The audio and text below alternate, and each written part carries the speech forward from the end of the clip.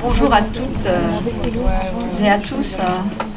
Avant de céder la parole à nos intervenantes, j'aimerais faire quelques remerciements d'usage et expliquer pourquoi, et pas seulement d'usage d'ailleurs, et expliquer pourquoi on a souhaité organiser cette table ronde en clôture du mois de lutte contre l'homophobie à la bibliothèque universitaire. Donc déjà, je remercie Nadège Abou-Mongoli qui va arriver dans quelques minutes, qui est vice-présidente du conseil départemental et élue à la mairie de Ventaneuse. Sa présence parmi nous aujourd'hui montre à quel point, si c'était nécessaire, ce sujet est un sujet politique aussi, même si les derniers jours, hier notamment, et le Grenelle des violences faites aux femmes avait donné un éclairage politique à la question. Il est toujours politique, même quand les médias ne sont pas là. Merci aussi à une association, Nous Toutes, qui a une antenne à Paris 13 dont les représentantes sont ici, et je me permets de les désigner parce que ça permettra à toutes les étudiantes présentes ici et à tous les étudiants qui souhaitaient les rejoindre dans leur combat de les retrouver. Elles seront également à l'entrée dans le hall de l'université. Merci à Lucie Joma et Joss Le Breton d'SOS Homophobie d'avoir accepté de participer à cette table ronde, et à Madame Arada Atem-Ganzer d'être parmi nous aujourd'hui pour la Maison des Femmes de Saint-Denis. Alors pourquoi cette table ronde le 26 novembre ? Eh bien parce que c'est le lendemain des violences faites aux femmes et que comme nous ne sommes pas au centre du monde sur le sujet, il était un peu risqué de l'organiser le 25 novembre parce que les étudiants sont peu présents à l'université le lundi et que donc il était préférable de l'organiser un mardi. Mais surtout, pourquoi à la fin d'un mois de lutte contre l'homophobie ? Au départ, elle n'était pas prévue du tout. Et on était parti plus sur une autre table ronde qu'on évoquera un peu plus tard. Parce que pour nous, en fait, la lutte contre le sexisme et la lutte pour l'égalité homme-femme n'était plus forcément un sujet, mais plutôt un travail de fond qu'on mène à travers les collections qu'on met à disposition des étudiants, à travers des projets européens un projet européen sur le non-stéréotype de genre dans les albums jeunesse et bientôt dans les romans pour adolescents. Et par les multiples partenariats que nous avons sur le sujet, je n'en citerai qu'un, Filles et Maths, une équation lumineuse, pour inciter les lycéennes et les collégiennes à faire des études scientifiques. Donc j'ai envie de dire, l'égalité homme-femme était un sujet un peu réglé, et l'entrée par les violences faites aux femmes me semblait malheureusement, ou heureusement, je ne sais pas, peu opportune. L'actualité nous a rattrapés rapidement, et hier on comptait 138 femmes mortes avec des meurtres commis par des conjoints ou ex-conjoints, et en tout cas très massivement par l'environnement familial. Il faut donc quand même faire quelque chose. Ça représente 20% des homicides en France, en fait, sur une année, ce qui est très conséquent. Parce que aussi, quand on regarde les statistiques, les jeunes femmes de 18 à 25 ans sont les premières victimes des violences faites aux femmes. Donc vous, chers collègues étudiantes, parce que aujourd'hui, en fait, ces violences se passent dans tous les environnements. Ça a toujours été le cas, mais il y avait des environnements un peu protégés il y a une dizaine d'années. Et donc, pourquoi mettre à la même table SOS Homophobie et la Maison des Femmes de Saint-Denis, qui, sur le papier ou en théorie, n'ont rien à voir ? Parce que notre fil rouge, c'est informer parce que nous sommes une bibliothèque, et que la bibliothèque est avant tout un lieu d'accès à l'information et à toutes les informations. Donc informer sur ce sujet, et en présentant deux acteurs qui ont de grosses différences dans leur modalité d'action, mais vers qui vous pourrez toutes ou tous vous tourner si vous en avez besoin, et qui sont aujourd'hui ici pour ça aussi, parce que ce sont des actions aussi où les hommes et les femmes se battent pour la même cause, et que ça nous semble important quand on lutte pour l'égalité d'avoir en fait des associations mixtes. Elles font d'ailleurs toutes les deux partie de la fédération GABS, on ne va pas revenir dessus très longtemps. Donc je vais céder successivement la parole à SOS Homophobie, que je vais présenter très rapidement, et dont je vais dire ce qu'elle voulait vraiment que je dise aujourd'hui pour elle, et donc je pense que ça va faire plaisir à nos étudiantes de Nous Toutes, à savoir qu'elles étaient à la marche de samedi dernier, qui était un beau succès, et on les remercie d'avoir milité pour les droits des femmes aux côtés de toutes les femmes, et des hommes d'ailleurs qui étaient là.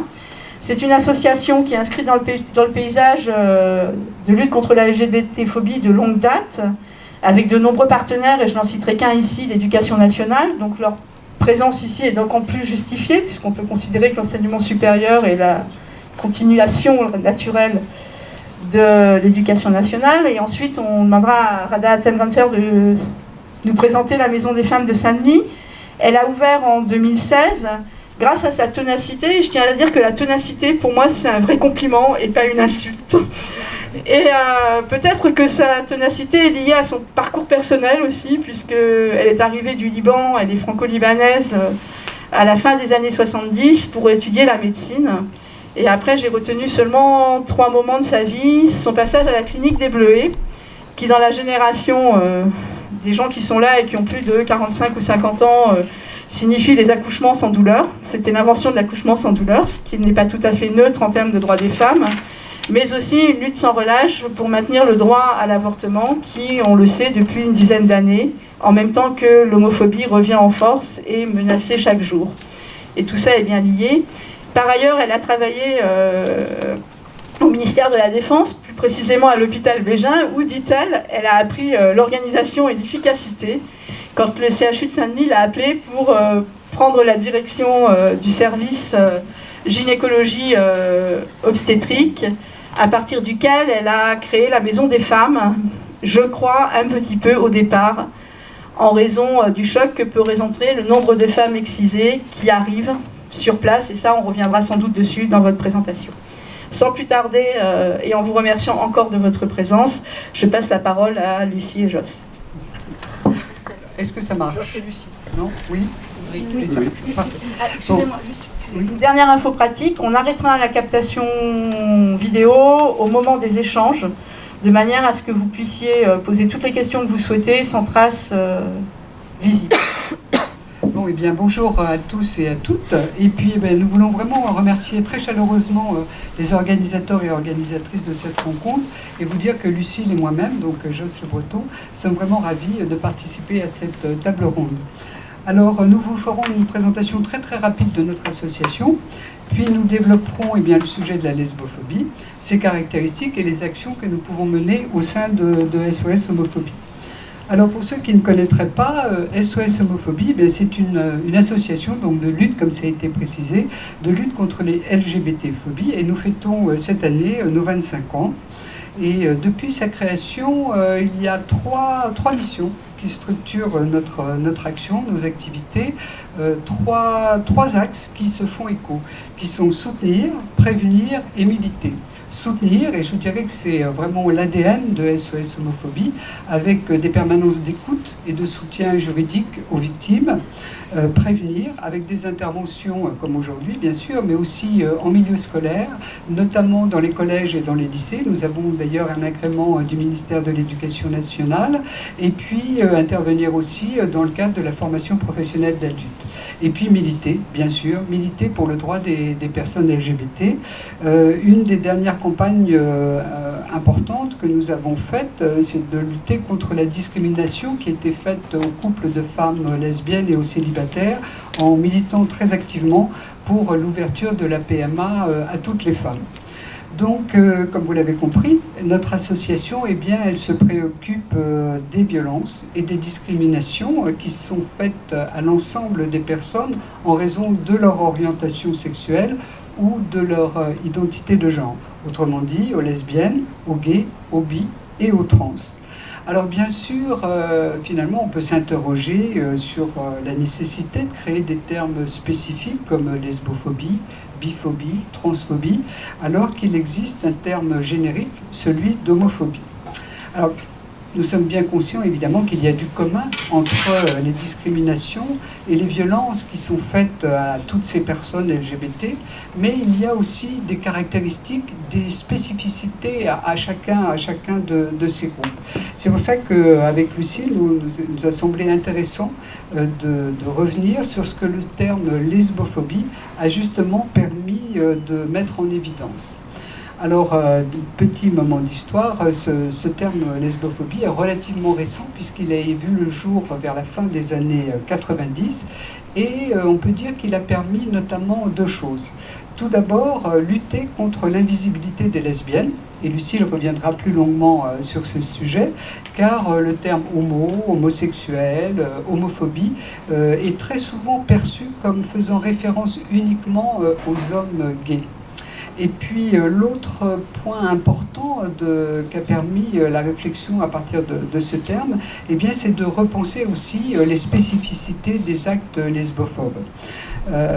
Donc cette attention qui a été portée depuis une trentaine d'années à la lesbophobie eh bien, a permis d'identifier deux croisements de discrimination qui sont vécus par les femmes lesbiennes. Elles sont donc victimes de discrimination en raison de leur sexe et en raison de leur orientation sexuelle. Donc ces discriminations croisées sont liées bien sûr au sexisme et à l'homophobie, et elles s'enracinent dans ce qu'on peut appeler l'hétérosexisme. Alors cet hétérosexisme, eh bien, dans lequel, je dois dire, nous sommes tous et toutes socialisés depuis la plus petite enfance, eh bien, il se caractérise lui aussi par deux choses. Tout d'abord, une forte polarité homme-femme, et surtout, bien sûr, une hiérarchisation du masculin et du féminin, et de la domination de l'un sur l'autre. Et là, je n'emploierai pas le féminin. La norme de l'hétérosexualité également, eh bien, qui fait de l'attirance à l'égard des personnes de l'autre sexe une règle à laquelle il faudrait se conformer. Donc cet hétérosexisme, eh bien, c'est une façon de penser le monde, et on ne s'en rend pas toujours compte, mais il structure très très fortement toutes nos relations sociales, toutes nos relations sexuelles ou amoureuses. Donc du coup, de façon parfois tout à fait inconsciente, eh bien, il produit des attendus et des prescriptions très fortes en termes de comportement des uns et des unes. On s'attend bien sûr à ce que les hommes et les femmes fassent telle ou telle chose, qu'ils le fassent de telle ou telle manière, qu'ils aiment telle ou telle chose, ou qu'elles aiment telle ou telle chose, ou que l'on ne soit attiré que par des personnes de l'autre sexe. Donc ça constitue vraiment un système de représentation, de pensée qui est très puissant et qui s'ancre dans des stéréotypes. Et ces stéréotypes, évidemment, vont favoriser des préjugés, voire du rejet, des personnes qui ne sont pas conformes à ce modèle attendu. Alors, après ce très rapide panorama de l'hétérosexisme, eh bien, vous pouvez imaginer que ce cadre, évidemment très normatif, eh bien, dans ce cadre, la sexualité lesbienne est une sexualité extrêmement dérangeante, car c'est une sexualité qui s'affranchit des hommes et de la domination masculine.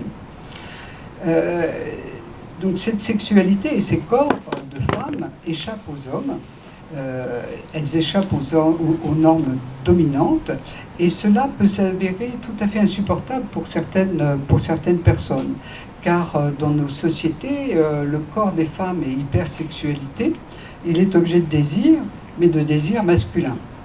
Et il y a derrière tout ça, évidemment, l'idée que sans un homme, sans un phallus, eh bien, la sexualité entre femmes est une sexualité totalement immature, qu'elle ne peut être qu'un pis-aller. Et vous connaissez sans doute cette petite phrase qui illustre ce propos, entre femmes, c'est pas vraiment du sexe. Donc ce besoin de se réapproprier la sexualité des femmes, de se réapproprier le corps des lesbiennes est sans doute très constitutif de la lesbophobie. Et c'est notamment présent dans la pornographie, où la sexualité entre femmes y est présente, mais elle n'y est réduite qu'à des préliminaires qui ne doivent et ne peuvent servir qu'à une excitation masculine. Donc c'est une manifestation caractéristique de la lesbophobie, c'est ce discrédit de la sexualité des lesbiennes.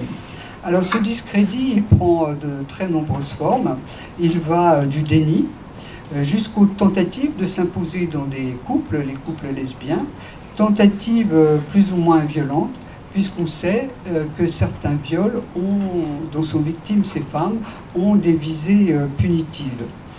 Donc ces agressions sexuelles dont sont victimes les femmes lesbiennes, eh bien, se veulent vraiment des rappels à la norme, celle de la domination masculine et celle de l'hétérosexualité.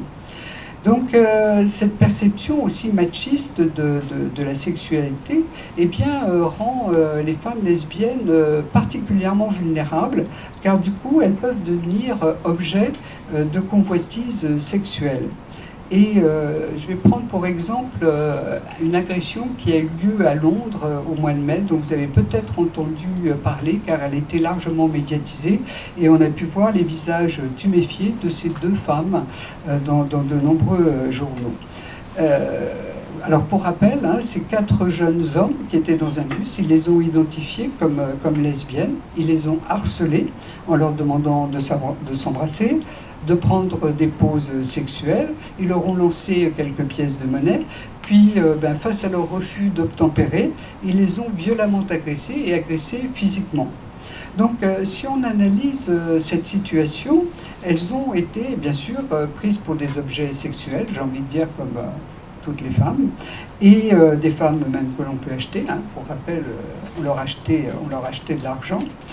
Et puis, en tant que lesbienne, dans cette agression, on voit bien que leur sexualité ne devait être qu'au service des hommes. Et c'est leur refus de s'embrasser devant ces hommes, et je dirais même plutôt pour ces hommes et pour leur plaisir, qui a déclenché cette violence lesbophobe. Donc je trouve que cette agression qui a été faite à ces 2 femmes lesbiennes fait évidemment écho aux agressions que subissent de nombreuses femmes dans les lieux publics. C'est pour ça que pour nous, la lutte contre la lesbophobie, eh bien, elle est vraiment partie prenante de la lutte contre le sexisme. Et elle participe pleinement du droit des femmes à disposer de leur corps et de leur sexualité. Donc Lucille va vous apporter des éclairages sur les caractéristiques et les manifestations de ces actes lesbophobes, mais nous voulons souligner que pour nous, il est important de ne pas hiérarchiser ces agressions, ces violences, de ne pas hiérarchiser les personnes qui les subissent, parce que toutes manifestent d'un empêchement, alors pour les lesbiennes, à vivre sereinement son orientation sexuelle, et qu'il s'agisse de rejet, d'insultes, de violences verbales, de violences physiques, eh bien tout ça, ce sont des expressions de lesbophobie et de biphobie qui forment tout un continuum. Et donc Lucille va vous détailler tous ces points. Alors bonjour à toutes et à tous. Donc moi je vais vous revenir sur les données qu'on peut relever sur notre ligne d'écoute avec des SOS homophobie. Et donc en 2018, SOS a relevé une augmentation quand même de 44% des témoignages de femmes victimes de lesbophobie. Donc c'est une explosion des chiffres pour l'année 2018. Donc on est passé de 16% des témoignages de femmes à 22% des témoignages de femmes à SOS homophobie. Parallèlement, il y a une autre étude qui a été réalisée par la Fondation Jean Jaurès, donc qui est une fondation qui est en collaboration avec la DILCRA. Donc la DILCRA, c'est les délégations interministérielles de lutte contre le racisme, l'antisémitisme et l'homophobie. Et elle a relevé que les lesbiennes, que 22% des lesbiennes, 22% des personnes qui se déclaraient lesbiennes ou bisexuelles avaient été victimes d'agressions en raison de leur orientation sexuelle. Quand on compare les hommes qui sont gays et bisexuels, il y a 40% qui ont été victimes d'agressions par rapport à leur orientation sexuelle. Donc peu de femmes au final témoignent d'agressions qui sont considérées comme lesbophobes, alors qu'elles sont victimes d'énormément d'agressions lesbophobes. Donc elles vont principalement intérioriser toutes les agressions qu'elles subissent. Elles vont minimiser ces agressions. Donc c'est à la fois, elles minimisent par rapport à la... Pardon, excusez-moi. Donc, comme Joss vous en a parlé tout à l'heure, donc les femmes sont sociabilisées en tant que femmes, donc il y a une sociabilisation qui est totalement différente, donc de la naissance jusqu'à la fin de notre vie. Et donc, ça va avoir pour conséquence une dévalorisation de la femme, de leur vie, de leurs difficultés. Et donc, en plus d'être confrontée au sexisme de manière quasi quotidienne, ça va entraîner une certaine habitude à recevoir des remarques, des agressions. Et donc, la parole est par conséquent moins ouverte par rapport à ces agressions. Et elles vont avoir tendance à les minimiser. Donc, moins de témoignages de femmes victimes de lesbophobie. Donc, la lesbophobie, elle se manifeste de différentes manières, mais la principale manifestation, ça va être du rejet. On va rejeter les femmes lesbiennes, on va rejeter leur sexualité. On ne va pas accepter qu'elles puissent être en désaccord avec la société, avec l'hétérosexisme.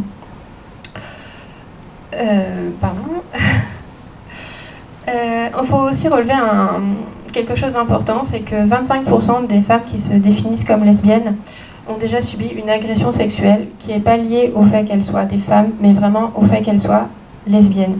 Et donc ça veut dire qu'une femme, déjà dans sa vie, elle va rencontrer énormément d'agressions sexuelles tous les jours dans le métro, des frotteurs, etc. Et une personne qui va être visible comme lesbienne, elle va subir encore plus d'agressions sexuelles. Son corps est encore plus sexualisé. Il ne faut pas oublier non plus que les femmes qui sont lesbiennes et bisexuelles vont aussi subir de la violence, vont aussi être agressées dans la rue, vont aussi subir des insultes. Elles subissent exactement les mêmes violences que les hommes gays et bisexuels. Voilà. Donc dans les médias et dans la société de manière générale, les lesbiennes, elles sont beaucoup moins présentes que les hommes gays ou bisexuels. Et cela, c'est principalement dû à une invisibilisation totale des lesbiennes dans la société, du sexisme ambiant qui censure de manière latente les femmes. Il ne faut pas oublier non plus que notre espace public a été pensé pour les hommes et à destination des hommes. Et donc, dans l'espace public, les femmes vont être malheureusement habituées à recevoir des insultes et des remarques sexistes. Donc elles vont tendance aussi à s'invisibiliser dans l'espace public, de manière à ne pas être agressées. On va changer notre tenue vestimentaire, on va se longer les murs, en gros, quand on sort la nuit, sortir à plusieurs. Donc les lesbiennes, en étant des femmes, vont aussi s'invisibiliser dans l'espace public. Et ça va aussi passer par une invisibilisation du couple. Donc elles vont plus se tenir la main, elles vont plus s'embrasser. Toutes ces choses que l'on peut faire quand on est un couple hétérosexuel. Et pour la plupart des lesbiennes, bannies dans l'espace public pour éviter d'être agressées par des hommes ou par des femmes. Il y a les agressions ne sont pas uniquement perpétrées par des hommes.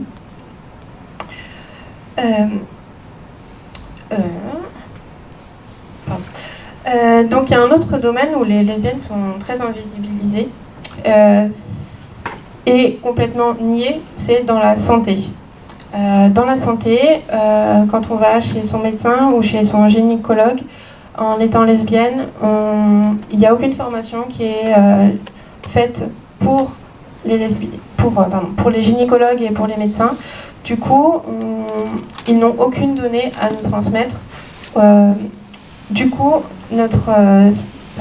on va avoir notre sexualité qui va être totalement niée, mais aussi on va avoir notre santé qui va être en jeu, étant donné qu'ils vont considérer que notre sexualité n'est pas une vraie sexualité, que on va avoir du coup pas de suivi réel de notre santé. On va avoir droit à des propos qui vont être déplacés de la part de médecins ou de gynécologues. Donc ça, c'est des choses qui sont très importantes à prendre en compte. Lorsqu'on va chez son gynécologue ou chez son médecin, on arrive en général avec les informations qu'il faut lui donner. Il nous faut ça comme suivi, parce que sinon le médecin et le gynécologue va avoir tendance à rien prescrire parce qu'il ne saura pas informer les patients. Donc ça, c'est quelque chose de très problématique. Et un autre espace pour lequel les violences sont très importantes, donc ça peut paraître étrange, mais ça va être au sein même de la famille. Le rejet est très très important au sein de la famille et du cercle amical. Donc c'est censé être un endroit qui est sécurisant pour nous, l'espace familial et amical. Mais la non-acceptation de la part des proches va entraîner des violences verbales, des menaces de la part des proches. Et c'est surtout très présent chez les jeunes lesbiennes qui vont faire leur coming out. À ce moment-là, elles sont très vulnérables. En étant jeunes, elles sont souvent dépendantes financièrement, dépendantes affectivement. Et ça va entraîner des situations qui peuvent être très dramatiques, qui peuvent entraîner une grande souffrance psychologique, qui peuvent aller jusqu'aux tentatives de suicide ou des choses comme ça. Il faut aussi noter que aucun milieu social, aucun territoire en France n'est épargné par les LGBT-phobies, que ce soit les centres-villes, les campagnes, les banlieues, que ce soit les milieux aisés, les milieux plus populaires, tout le monde peut être victime de LGBT-phobie de la part on va dire, de l'ensemble du territoire et de l'ensemble des classes sociaux. Donc voilà, je vais laisser la place à Joss pour parler de SOS. Donc évidemment, par rapport à ces constats assez alarmants, il nous semble important de se mobiliser pour lutter contre toutes ces formes de violence et d'agression qui sont faites aux femmes, à ces femmes. Et donc nous portons attention à la lesbophobie et à la biphobie dans le cadre des actions générales qui sont menées au sein de notre association. Et je tiens à préciser que de par ses statuts, SOS Homophobie est une association féministe qui lutte contre les LGBT-phobies. Donc le sexisme concerne tout le monde, les femmes, bien sûr, les hommes, les homos, les hétéros. Il est à l'origine de très très nombreuses discriminations et de violences liées évidemment à l'orientation sexuelle des femmes, mais aussi des hommes, aux stéréotypes de genre, ça a été évoqué tout à l'heure, aux identités de genre et aux nouvelles formes de parentalité, et je pourrais dire etc., etc., etc. Donc, Lucille, elle a évoqué rapidement des données qui étaient dans notre rapport sur l'homophobie que nous réalisons donc chaque année. Depuis 20 ans, plus de 20 ans maintenant, il y a un chapitre consacré à la lesbophobie et les analyses et les témoignages que nous recueillons à SOS eh bien, viennent donner corps et réalité à ce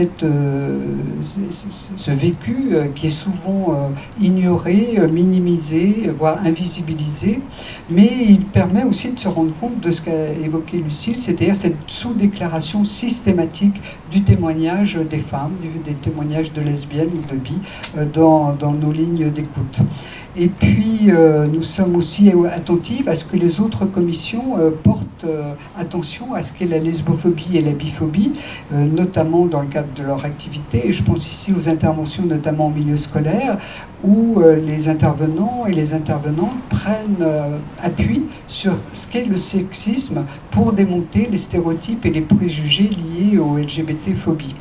Et puis, nous sommes aussi attentifs, dans le cadre de la communication de SOS, que les femmes, les lesbiennes, les bis soient représentées. Alors, il y a sans doute beaucoup à faire encore dans la société. Il y a aussi beaucoup à faire dans le milieu de la communauté LGBT pour qu'il y ait une meilleure représentativité des lesbiennes et un meilleur respect de leurs droits. Ça, ce sont des actions, je dirais, générales au sein de SOS Homophobie. Et Lucille va présenter plus précisément ce que nous faisons au sein de notre commission. Donc, comme on a pu en parler jusqu'à présent, donc, les lesbiennes sont très invisibilisées dans la société et dans le milieu LGBT. Donc, c'est pour ça qu'a été créée une commission spécialisée sur la lesbophobie et la visibilité des lesbiennes. Et donc, dans cette commission, donc, on va faire en sorte de développer toutes les connaissances qui existent sur les lesbiennes et de la diffuser. Ça va passer par la création d'enquêtes sur la lesbophobie. Ça va passer par l'utilisation des témoignages. Donc régulièrement, on réalise une nouvelle enquête sur la lesbophobie et la visibilité des lesbiennes.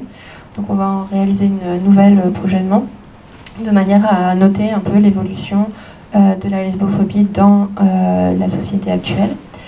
On réalise aussi la sensibilisation à la lesbophobie. Donc, il est nécessaire de sensibiliser le grand public, mais également toutes les lesbiennes et les bisexuels qui vont avoir du mal à identifier ce qui est de la lesbophobie. Donc avec le sexisme ambiant, elles ont l'habitude de recevoir malheureusement des insultes, du rejet, etc. Et donc le but c'est de vraiment arriver à mettre le doigt sur ce qui est de la lesbophobie et qu'elles arrivent à le dénoncer. Dénoncer, c'est déjà un premier pas pour faire avancer la société. Et une des autres missions qu'on a, ça va être de visibiliser les lesbiennes, donc de faire en sorte qu'elles soient beaucoup plus présentes dans les débats, qu'elles soient représentées donc pour faire changer les lois comme pour la PMA. Ça va être de faire en sorte qu'elles soient plus présentes dans la société de manière générale. Et donc c'est important pour les lesbiennes, surtout quand elles sont jeunes, de découvrir qu'elles ne sont pas seules, que autour de soi, il y a aussi d'autres lesbiennes qui existent. Donc le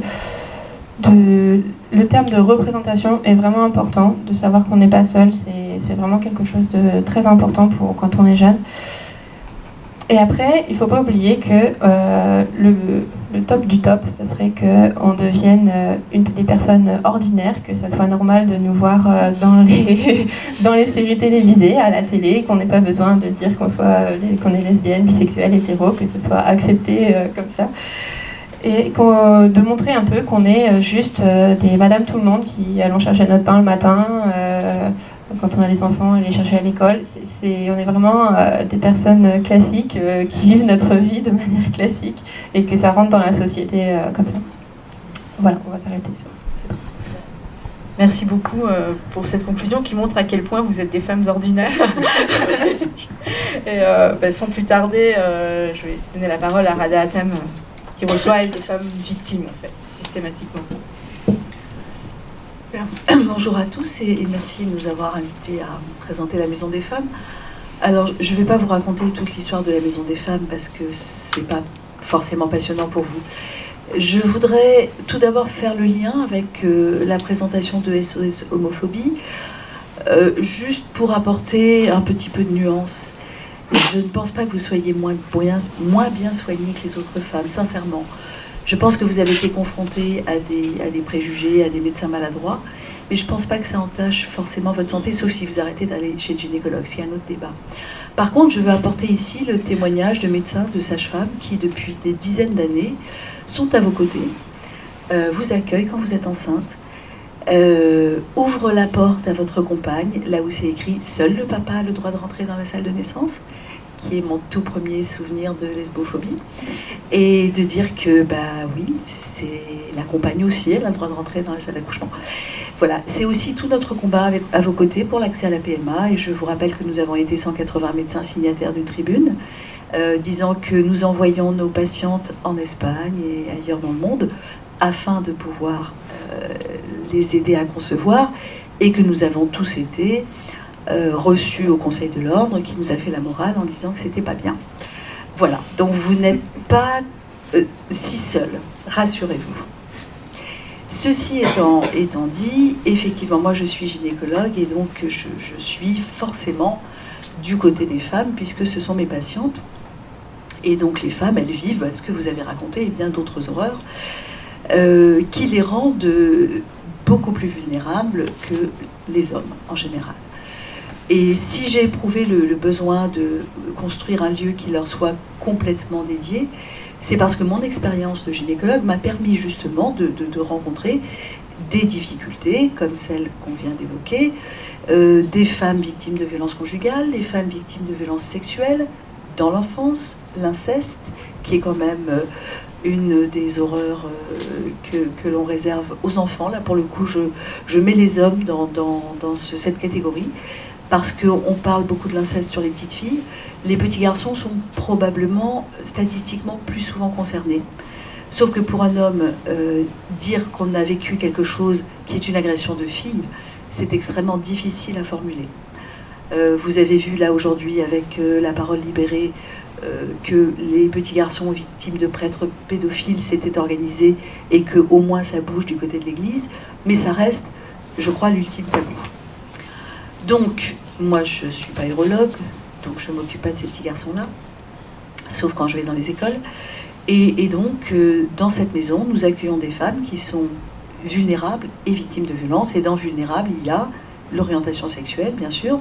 Et je reçois beaucoup de migrantes qui viennent d'Afrique subsaharienne et qui ont dû partir précipitamment parce qu'un jour leur famille les a découvertes dans les bras d'une autre femme et que là-bas, ça rigole pas, c'est la mort. Donc ça aussi, il faut le savoir. Parfois, elles avaient des vies de famille parce qu'on les avait mariées de force après les avoir excisées, etc. Tout le continuum des violences que peuvent subir ces femmes. Et quand on découvre leur homosexualité, c'est vraiment sans pitié. Il n'y a pas de place pour ce genre de femmes là-bas. Donc, dans cette maison, on accueille toutes ces vulnérabilités. On a une unité entièrement dédiée aux femmes victimes de violences conjugales. Et conjugales, ça ne veut pas dire forcément que le mari, le compagnon, le pax, peu importe. Nous avons très rarement des femmes victimes de violences dans le couple avec des couples homosexuels, mais ça existe, évidemment, puisque les femmes aussi peuvent être violentes, puisque nous sommes des êtres humains comme les autres. Ce qu'il y a d'intéressant à savoir pour vous, parce qu'on est quand même là pour ça, c'est qu'on a une dimension de prévention essentielle. Hier matin, Monsieur Philippe, notre Premier ministre, a fait les premières annonces de clôture du Grenelle. Et il a organisé son propos en 3 axes. Le premier axe, c'était la prévention, de manière à éradiquer la violence à la racine. Et sans surprise, il n'y a pas 350 façons de le faire. Ça passe par l'éducation. Et ça, pour nous, ça commence très tôt. Ça passe par l'éducation des mamans quand elles sont enceintes, de manière à ce qu'elles-mêmes puissent éduquer leurs petites filles et leurs petits garçons en dehors, si possible, de tout stéréotype de genre. Et ça n'est pas très très facile, vous vous en doutez.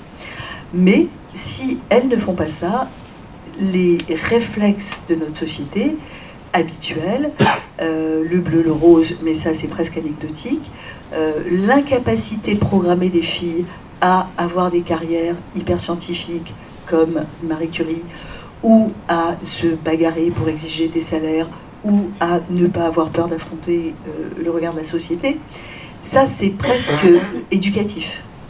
Parce qu'en miroir, on a aussi le petit garçon roi.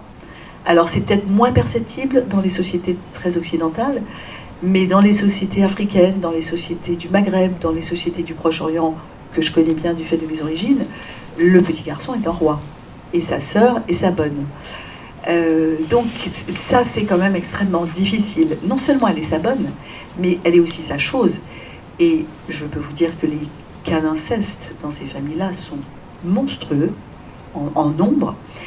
Et aussi, elle est l'honneur de la famille. Et le garçon est garant de l'honneur de sa famille. Donc il a le droit de surveiller sa sœur, il a le droit de la fliquer, il a le droit d'exiger d'elle qu'elle s'habille comme ceci ou comme cela, qu'elle ne fréquente pas des garçons.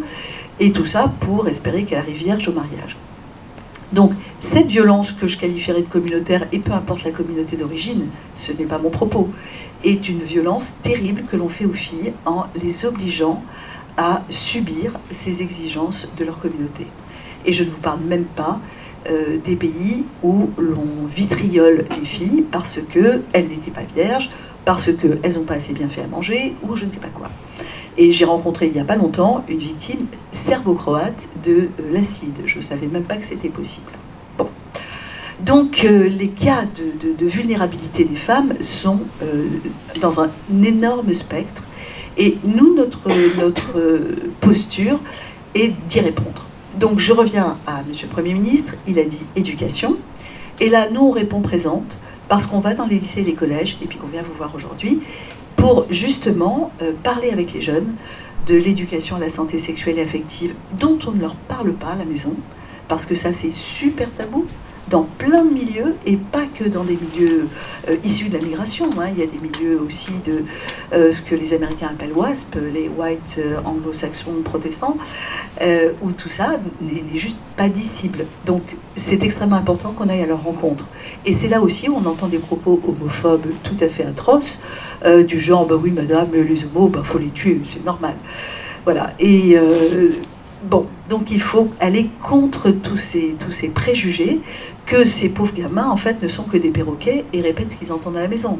De même quand ils me disent, madame, vous êtes un assassin parce que vous faites des avortements. Bon, et donc on reprend le débat d'expliquer pourquoi les femmes ont le droit de décider de leur corps, de la grossesse, si elles la souhaitent ou si elles ne la souhaitent pas, et sans oublier les fois où cette grossesse, non seulement elle ne la souhaitait pas, mais elle ne souhaitait même pas le rapport sexuel qui a conduit à cette grossesse. Donc vous voyez que le panorama est très vaste et malheureusement très sombre. Et donc cette mission éducative, on y tient beaucoup. On parle aussi de consentement, on parle de respect, on parle d'homophobie, on parle de tous ces sujets-là le plus librement possible avec ces gamins. Et puis on les accueille à la Maison des Femmes par classe entière, et pour reprendre ces mêmes sujets, parce que souvent quand on quitte l'école et qu'on n'est pas, on est dans un environnement un peu différent, on est plus accessible et on se laisse plus facilement aller à parler. Il faut savoir, vous le savez peut-être, mais je le répète, que les plannings familiaux, puisque nous sommes aussi un planning familial, accueillent de manière gratuite et anonyme toutes les mineures. Et accueillent tout le monde sans aucune distinction de race, d'origine, d'orientation sexuelle ou autre, pour la contraception, pour le dépistage des maladies sexuellement transmissibles, pour l'avortement, pour la pilule d'urgence, pour les difficultés conjugales, que votre conjugal soit homo ou hétéro, on s'en fout. Donc c'est une ressource extrêmement précieuse pour les élèves, les étudiants, et voilà, n'hésitez pas à vous en saisir.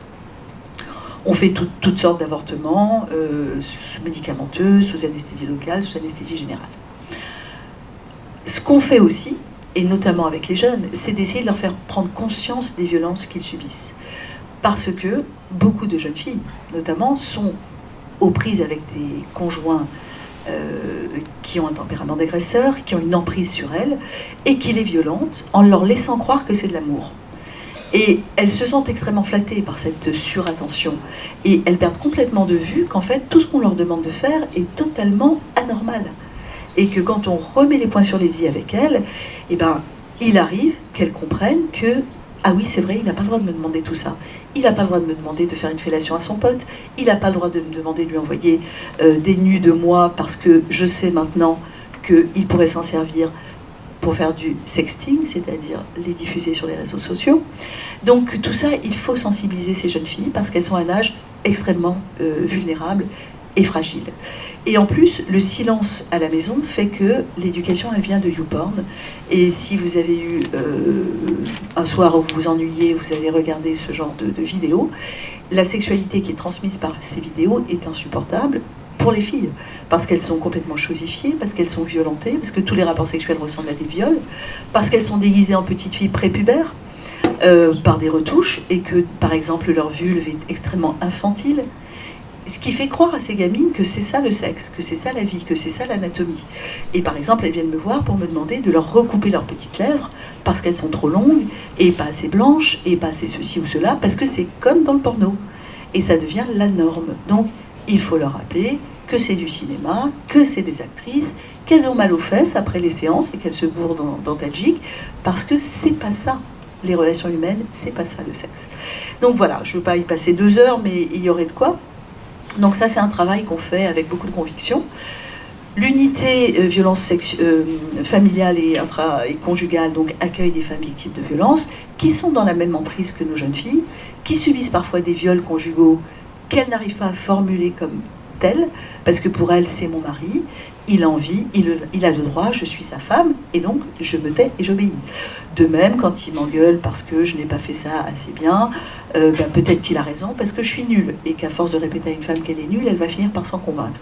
Donc ça aussi, tout un travail de prise en charge médicale, psychologique, sexologique, sociale, juridique, que nous offrons à la Maison des Femmes et dont vous pouvez bénéficier si par malchance vous êtes dans ce cas de figure. Et sachez qu'au-delà de toute cette chaîne de prise en charge qui inclut des groupes de parole, des ateliers pour améliorer l'estime de soi, comme du karaté, comme de la danse, comme du théâtre, comme de l'art-thérapie, nous avons la possibilité aussi, tous les mercredis, que vous puissiez porter plainte avec un vrai policier qui va prendre votre plainte comme si vous étiez au commissariat. Et ça, on l'a mis en place parce qu'on sait combien c'est difficile d'aller dans un commissariat aujourd'hui, pour une femme, pour parler des violences qu'on subit, soit il n'y a pas de traces, ce sont des violences psychologiques et personne ne vous croit, soit c'est un viol et la première question qu'on va vous demander c'est est-ce que vous n'étiez pas quand même un tout petit peu consentante et est-ce que vous lui avez pas donné tout plein d'indices comme de mettre un string et des talons aiguilles qui veulent dire comme chacun sait s'il te plaît viole-moi. Donc c'est dur pour les filles et le fait que ça se passe à la maison des femmes fait que, un, elles sont en confiance parce qu'elles ont confiance en nous et que deux, les policiers qui sont là, nous avons participé à leur formation et quand ils accueillent une de nos patientes, ils savent que c'est une femme dont on s'occupe. Donc ils pensent que c'est une vraie victime et donc ils l'accueillent tout à fait différemment. Donc ça, c'est aussi un service qu'on est très heureux de pouvoir offrir à la population dionysienne et au-delà. Et notre troisième unité, ce sont les mutilations sexuelles parce que en France, aujourd'hui, on sait qu'il y a environ 120 000 femmes et jeunes filles qui ont déjà été excisées. Et on sait que 4 jeunes filles sur 10 issues de la diaspora sont à risque d'être excisées en rentrant au pays, en vacances, voire papy-mamie, qui vont se dépêcher de les ratiboiser pour qu'elles ressemblent à tout le monde. Donc ça aussi, ça fait partie de nos combats, à la fois pour la prévention, et aussi pour la réparation, puisqu'on accueille beaucoup de femmes victimes d'excision et qui aimeraient mieux comprendre ce qui leur arrive, qu'on les prenne en charge, qu'on les rassure et peut-être qu'on les opère pour redonner à leur clitoris la place qu'il n'a plus. Donc toute cette offre de soins est soit gratuite pour les femmes qui n'ont pas la Sécu, soit ça passe par la Sécu et ça ne vous coûte rien, et notamment la prise en charge psychologique. Vous savez qu'en France, les psychologues ne sont pas remboursés par la Sécu et que donc on doit payer. Et c'est un frein essentiel pour que les gens se fassent suivre. Sauf si c'est dans des structures publiques comme nous. Et nous, on a eu la chance de pouvoir lever de l'argent parce qu'une partie de notre fonctionnement vient de dons privés, de fondations privées qui nous ont fait confiance et qui nous financent. Et ça nous permet de payer les prises en charge psychologiques que sinon les femmes ne pourraient pas se payer. Et on milite pour que ça soit pris en charge par la Sécu dans le cadre des victimes de violences qui ont subi un psychotraumatisme et qui ont besoin qu'on s'en occupe. Donc voilà un petit peu tout ce qu'on fait. Je pense que c'est peut-être plus intéressant que je réponde à vos questions. Et je vous remercie.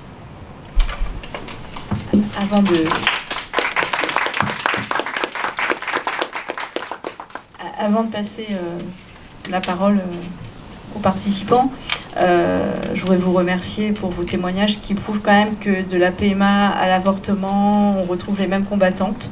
Et je pense que c'est pas tout à fait un hasard.